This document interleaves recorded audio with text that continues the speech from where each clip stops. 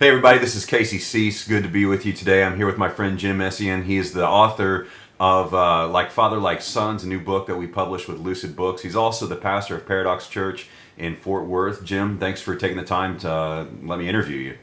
Yeah, man. Thanks for having me. Yeah, so tell us a little bit how the idea of Like Father, Like Sons came about.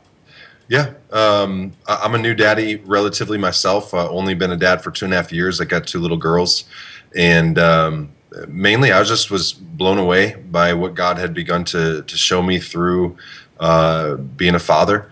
And then we have a relatively young church, a lot of college kids, a lot of singles, a lot of young marrieds, and first time parents. And what we saw was a lot of our first time parents don't know how to be parents. And foundationally, they don't even know what a good daddy looks like or a good mommy looks like.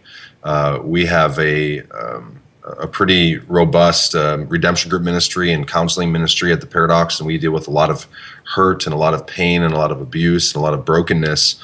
And what we saw was their dads, their fathers in particular, and their parents in general did not lead them to God our Father. And so as parents now, they don't really know what that looks like. So this was just a project to care for them in that way, to give them some foundational just doctrinal understanding of who God is as our Father.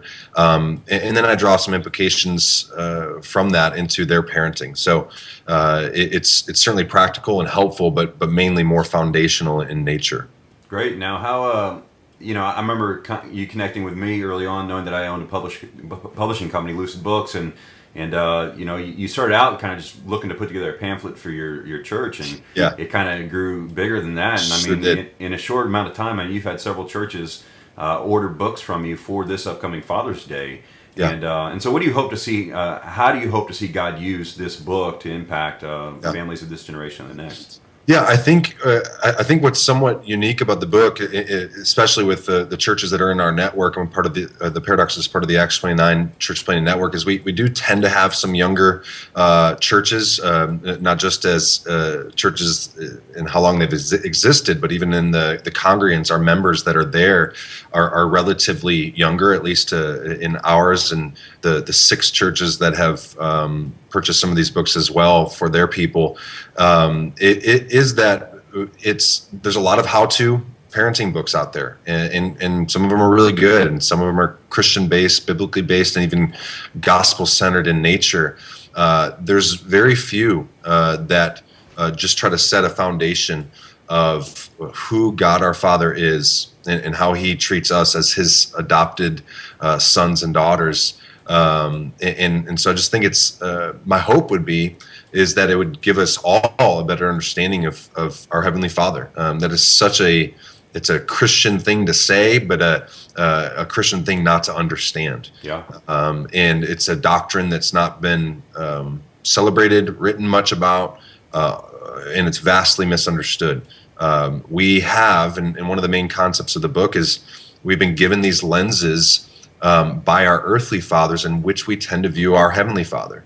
And so if our earthly dad was distant, we tend to default to thinking that our Heavenly Father is distant. If He was hard to please, we tend to think that our Heavenly Father was hard to please. And so I just wanted to show that in the gospel, Jesus, through His person and work, removes those lenses that we might see clearly the Father. Jesus said, if you have seen me, you have seen the Father. I make the Father known. And so we can see God our Father clearly. We can really understand that in the gospel we are His adopted sons, that He says in John 15 that as the Father has loved me, He will love you. In John 17, with the love that you've had for me from before the foundations of the earth, I want them to see and know that love as well. And so, that would just be, honestly, think people that aren't parents yet would benefit from it in that sense. But that would be my hope. My hope would be that people would have a much clearer view of God our Father. And if they did, they're going to be better fathers. They're going to be better moms. And we're going to have children that hopefully, at least in our church and in the churches that are participating, whose children aren't raised in the homes that many of our parents were raised in. Yeah.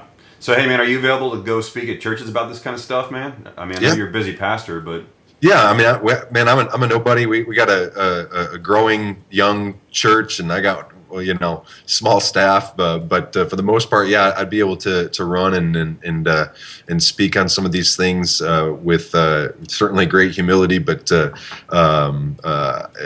passion as well as to this topic. It's been a really it's a huge issue, man. I mean, I've seen as a pastor as well, man, that people, our generation has no clue really how to be fathers like our Heavenly Father is to us. And Yeah. honestly, the term or concept of God as our Heavenly Father is a bit off-putting to people because of their earthly fathers have been such a disappointment. And so this book is coming at a much needed time, and we're actually shooting this video the week of Father's Day. And so thank God there's Father's Days every year. And so this is a great resource to have for your church. I know that you guys bought a handful, quite a bit, to give away at your church to fathers.